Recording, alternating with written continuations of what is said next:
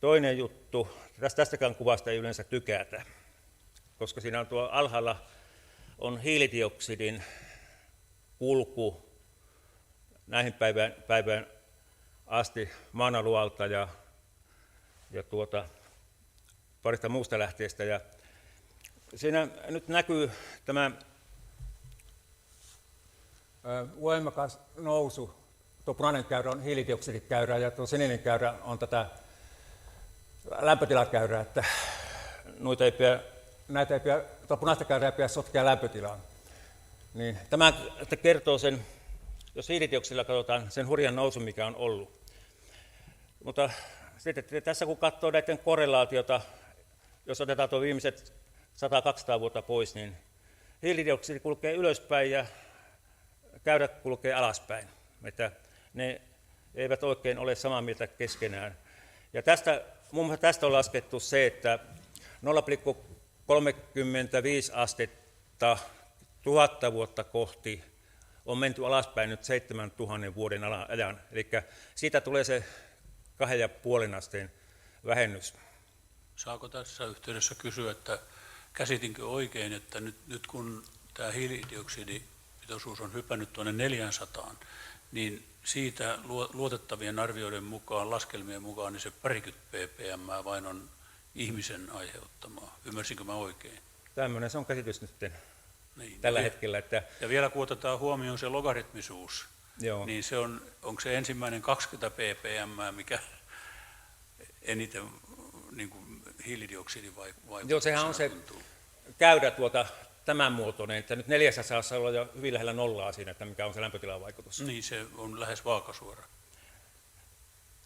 Ja se on nyt semmoinen merkillinen kupla, mistä pitää ainakin medialuasta kiinni ja tietyt tutkimuspiirit, että jos tämmöisen menee esittämään, niin melkein kannetaan ulos sitten jostakin tilaisuudesta.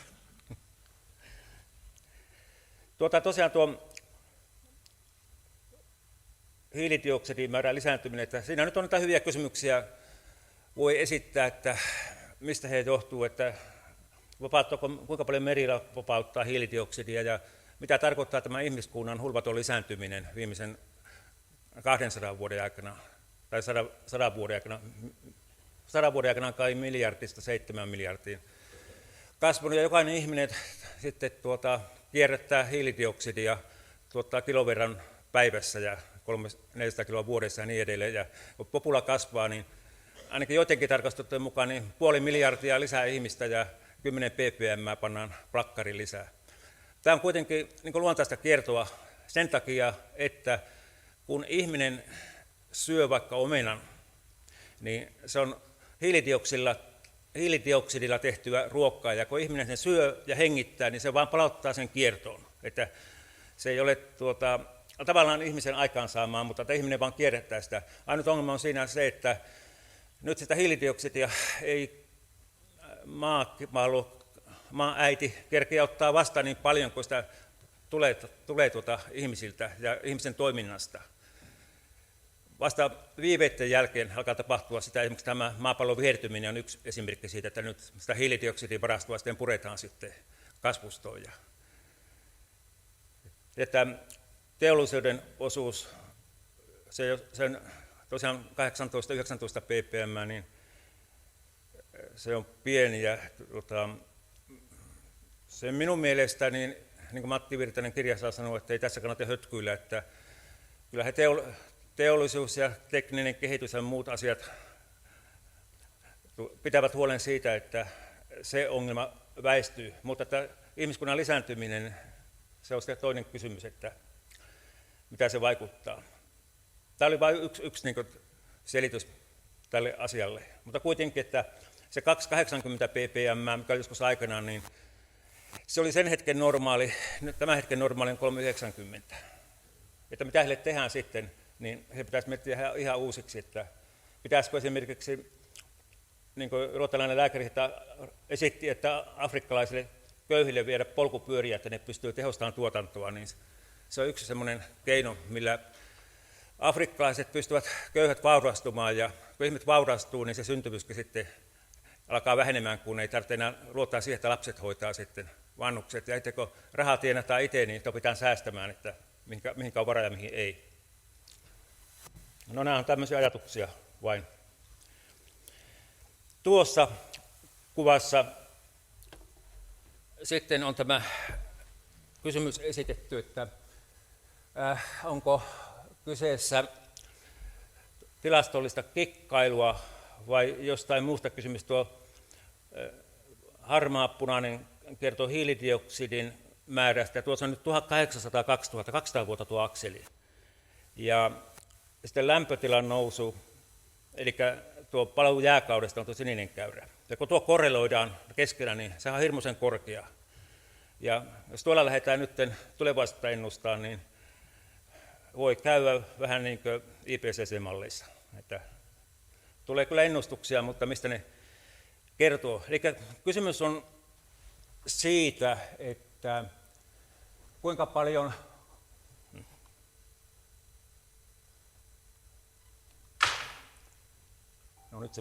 no niin, sensuuriiski.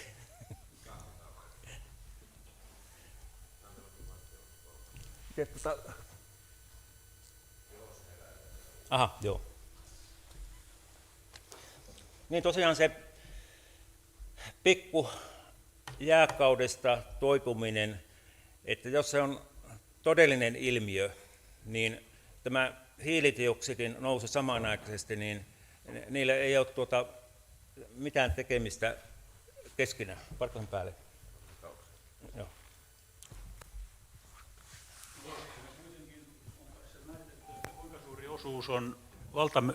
Kuinka suuri osuus on valtamerien lämpiämisellä? Mistä aiheutuu, että hiilidioksidin liukoisuus pienenee ja sitä erittyy ilmakehään? Kai se on määritetty, että... Simo on varmaan paras kaveri arvioimaan sitä valtamerten vaikutusta, kuinka paljon se vaikuttaa tähän hiilidioksidin kasvuun.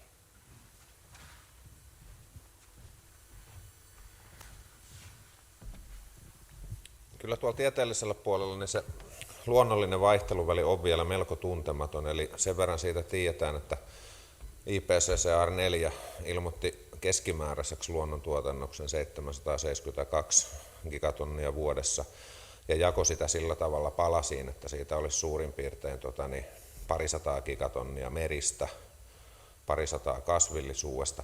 Siinä ei mainittu erikseen, kuinka paljon tulee maaperästä, missä on juurakot, bakteerit, sienet, valtavia hiilidioksidin tuotteja. Ja sitä vaihtelua aiheuttaa esimerkiksi, että jos maaperä lämpiää, niin se maatumisprosessi kiihtyy, siellä bakteerikasvu lisääntyy, sienet lisääntyy, kaiken kaikkiaan tehostuu se juttu. Maaperä vapauttaa enemmän hiilidioksidia silloin, kun maaperä on lämmin. Merenpinnassa on kaasuvaihto, hiilidioksidikaasu. Jos te otatte 2 pulloa hiilihapotettua vettä, eli hiilidioksidipitoista vettä, ja paatte toisen jääkaappiin ja toisen huoneen lämpöön, ja hetken päästä avaatte korkit, niin te kuulette, että miten veden lämpötila vaikuttaa siihen, että kuinka hiilidioksidia vapautuu. Eli siinä on vaihtelua merenpinnan lämpötilan mukaan. Mutta nämä vaihtelumäärät on vielä tuntemattomia, eli me ei voida vielä varmasti tieteellisesti sanoa, mikä on se ihmisen osuus. Niin monta tekijää. Olettaen, että se luonto ei vaihtele, niin siihen me voidaan perustaa tämä 20 ppm ihmisosuutta sen takia, koska jos joka vuosi luonto tuottaa 772, ihminen nyt 37, niin siinä on suora suhde, 2 lähteestä tulee hiilidioksidia tasaisesti, ja luonto ei valikoi minkä päästämään hiilidioksidia, se imee, niin sitä kautta se määrä tasaantuu siihen. Mutta tähän oletukseen liittyy se, että se tuotanto on jatkuvaa ja tasasta, niin eihän se ole tilanne todellisuudessa. Meidän pinnanlämpötila vaihtelee, meidän luontaiset päästöt vaihtelee, meidän pitää tietää sen ennen kuin me tiedetään se todellinen osuus. Joo. Sain päälle takaisin. Okei, hyvä, kiitos. Joo, eli siinä on varmasti vielä paljon tutkittavaa ja opeteltavaakin, että minusta on kuitenkin hyvä, että siitä on alettu keskustelemaan ja tässä niin Simo, kun minäkin moni muukin opiskelee näitä asioita, jotkut jopa päänsä puhki, että missä tässä on kysymys, että siinä mennään nyt tieteessä tällä hetkellä, että ollaanko me nyt jossakin murrosvaiheessa vai missä ja kuinka paljon sitten media ja muut pitävät kiinni vanhasta ja tässä on tämmöistä valtataistelua myös meneillään. sen takia on ollut puhetta, että me nyt yritetään sitä tiedettä tehdä ja kävi meille miten kävi, mutta se on se, me ei alta politikoimaan asioissa. Se on taas päätöksentekijöiden asia. Okei, meillä on kiire. Mitä tapahtuu lähivuosikymmeninä? No tuossa on tuo tyypillinen kuvio ABC. Tämä koskee nyt Lapin tilannetta, ACLIM-projektia A ja Bertta on puun kasvun perusteella arvioituna ja C on auringon aktiivisuuden perusteella arvioituna. Näillä kolmella tiellä kuljetaan ja paras tuomari on sitten aika, joka kertoo, mikä vaihtoehto näistä nyt pärjää parhaiten. Muutos on tekijöiden summa. Sitten mennä tuohon ei mennä enempää eikä tuohon. Eikä Simo noista ennusteistakin kertoo, ei mennä näihinkään. Onko täällä vielä jotain? Nao oli tuossa mainittu. Tulevaisuus pitemmällä aikajänteellä. No tässä nyt on näitä Milankovitsin käyriä. Siinä on ylimmässä kuvassa on 350 000 vuotta sitten plus sitten 300 000 vuotta eteenpäin. Ja näette sitten vaihtelua tuossa. Tuo oranssi ja sinisen välinen kohta on nyt. Ja alempana sitten on kuvattu EM-lämpökausi ja holoseeni. Ja sitten tuolla nykyisyysviivalla kerrotaan, missä on menossa. Sitten mä olen joskus piirtänyt tämän kuvan, siinä on tuo punainen nuhanenä, eli ihmisen aikaansaama ilmastonmuutos ja kysymysmerkki perässä. Että, Matti Erosen mukaan, jääkausikirjoittajan mukaan, niin Matti oli sitä mieltä, että tekninen kehitys hoitaa tuon, jos tuo nuhanenä on todellinen, he hoitaa sen pois ennemmin tai myöhemmin, että ei sitä oikeastaan tarvitsisi niin hirveän huolissaan olla, että pitkällä aikajänteellä. Että ainakin se, että nyt on paniikkinappulaa painittu, niin se nyt ei ole ihan paras mahdollinen ratkaisu. Ihmiskuntahan kuitenkin pyrkii siistimään toimintoja kaiken aikaa, että kuitenkin sen verran valistusta on meneillään joka paikassa, että pieni paine päällä, niin niillekin, jotka saastuttaa ympäristöä. Ja se saastuttamisen vähentäminen on se tärkeä asia, ei hiilidioksidiystävämme jahtaaminen. Siinä voi jopa käydä niin, että jostakin luin tämmöisen ajatuksen, että jos hiilidioksidimäärää keinotekoisesti vähennetään, niin maaäiti pumppaa sitä meristä takaisin tilalle. Että plus miinus nolla, että siihen pannaan sitten järkyttäviä summia rahaa, niin heillä tulee itku monella. Okei, mitäs muuta? Tässä päivitys siihen, missä mennään. Eli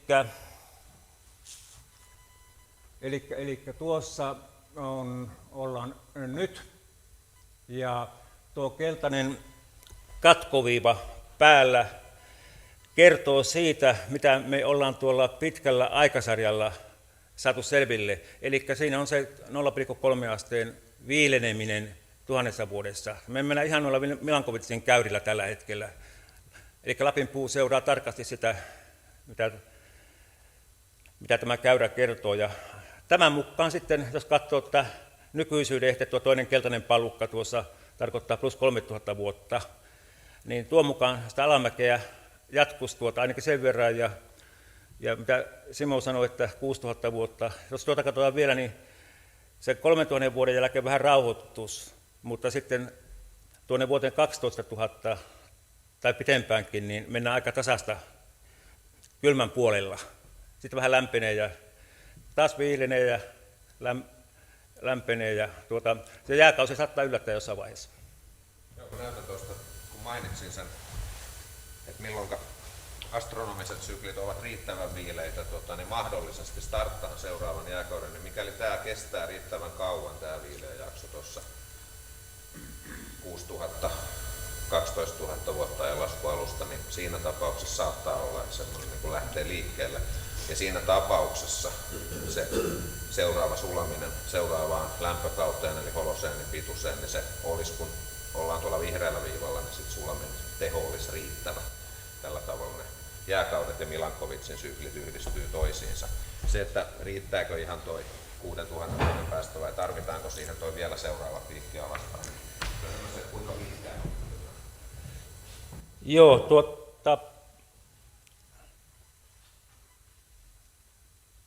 oliko täällä vielä jotakin? Eikö hetkinen, mennäänkö nyt väärään suuntaan? No niin, se on nyt.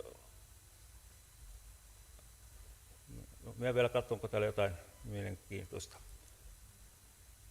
No tuossa yksi kuva vielä siitä, miten ilmaston epävarmuustekijät vaikuttavat, kun tehdään ennusteita, niin ilmaston kaoottinen systeemi. Ja me ei koskaan tiedetä, milloin ilmasto lipsahtaa toisen olotilaan. Ja näitä on tapahtunut historiassa monta kertaa. Että nyt kun tehdään jotain hirmutarkkoja ennustuksia, niin siinä jätetään nämäkin asiat, nämä epävarmuudet huomiota, että voi mennä joku kerta ihan päin hemmettiä kaikki. Että ei kannatisi politiikkaa rakentaa tämmöisten ennustusten varaan. Se on se sanoma tässä lähinnä, että koitetaan elää siististi ja toivoa parasta ja pelätä pahinta. Ja eikä tässä muuta voi tehdä. No joo, tuossa oli kysymyksiä. Tuossa oli tuo keinotekoinen 1,5 asteen viileneminen, kun venäläisiä maaseutuasemia lakkautettiin. Että siinä tuli yhden Pariisin verran lämpötilan nousua. Ehkä pitäisi ne maaseutuasemat palauttaa, niin saataisiin tämä lämpötila-asia laskettua 1,5 asteella. Luotettavampi lämpötiladata olisi kyllä hienoa saada, koska se olisi kyllä omaa työtä. Päätelmistä mä en niitä nyt käy tässä läpi. Luettavaa minusta tietoja, mitä tekemisistä ja julkaisuista kaikesta. Lustria-sivusto. Nyt sillä lukee, että thank you. Kiitos.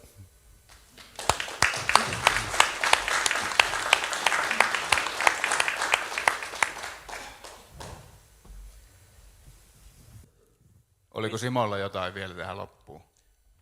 3 minuuttia aikaa.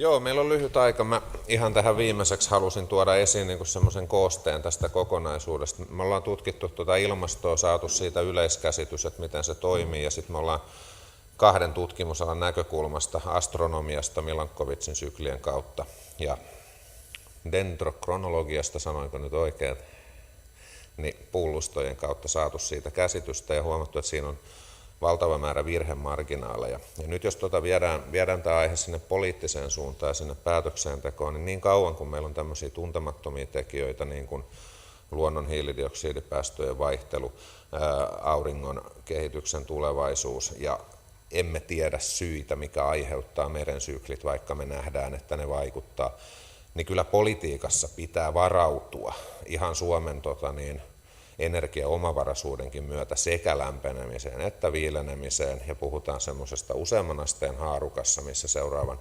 vuosisadan lämpötilakehitys on. Mä uskallan heittää semmoisen varovaisen, sanotaan, koulutetun arvion, että meillä on 2028-2040 välillä pieni viileä jakso, 2040-2070 välillä lämpenevä jakso. Todennäköisesti, jos tämä 1100-vuotinen sykli, mitä me parhaillaan tutkin, pitää paikkansa, niin tämä vuosituhannen lämpimin kohta osuu tuonne 2140-luvulle, ja tämä jatkaa tämä 6000 vuotta sitten alkanut lasku pikkuhiljaa. Ja näistä sykleistä, kun laskee summan, niin me voidaan kaiken näköisiä arvioita tehdä, ja te olette nähneet kaiken suuntaisia ennusteita, mutta tiede ei ennusta. Tiede yrittää arvioida ja laittaa siihen arvioon virhemarginaalin, ja tällä hetkellä se virhemarginaali on ilmastomallinnuksessa +/- 2 astetta, minkä sisällä vaihteluilla. Ihan ilmastomallien tuloksessa.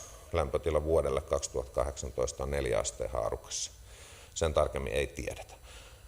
Ja poliittinen päätös, joka nyt koskee sit esimerkiksi energiantuotantoa, niin silloin kun halutaan varautua sekä viilenevään että lämpenevään, niin meidän pitää huomioida erityisesti Pohjois-Suomessa kylmät talvet. Meillä pitää olla sellaisia energiantuotantomuotoja, joissa teho riittää ja se keskittyy nimenomaan siihen lämmitystehoon.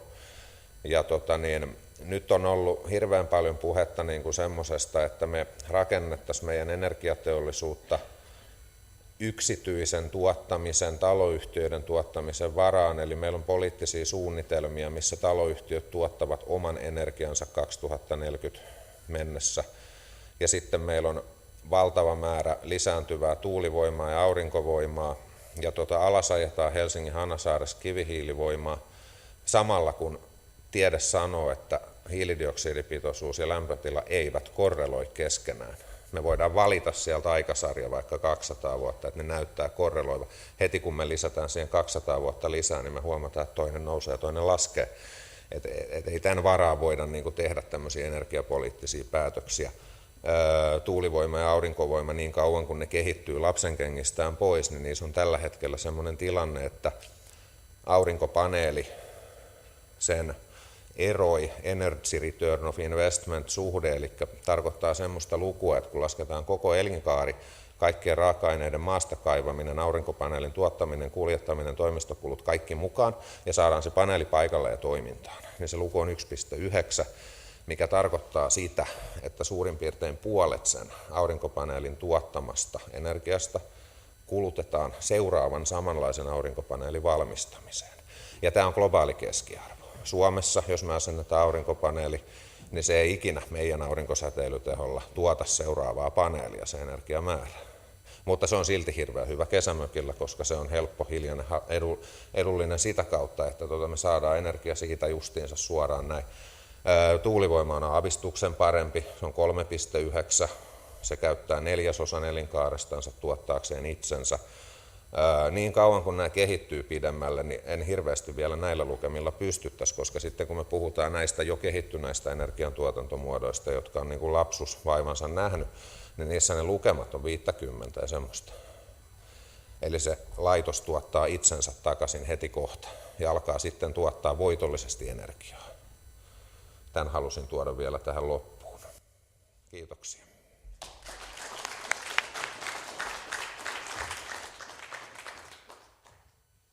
Kiitoksia Simo ja Mauri. Loistava homma, että pääsitte. Simo aina sieltä Mauri Rovaniemeltä asti ja tänään ilmeisesti matka jatkuu takaisinpäin. Mutta me kaikki jatkamme matkaa tästä nyt tuonne kohti Kärnäkabinettia. Siellä on täytekakkukahvit luennon päätteeksi tarjolla jokaiselle henkilölle. Kiitoksia yleisölle, kun tulitte paikalle ja jaksoitte istua ja kuunnella.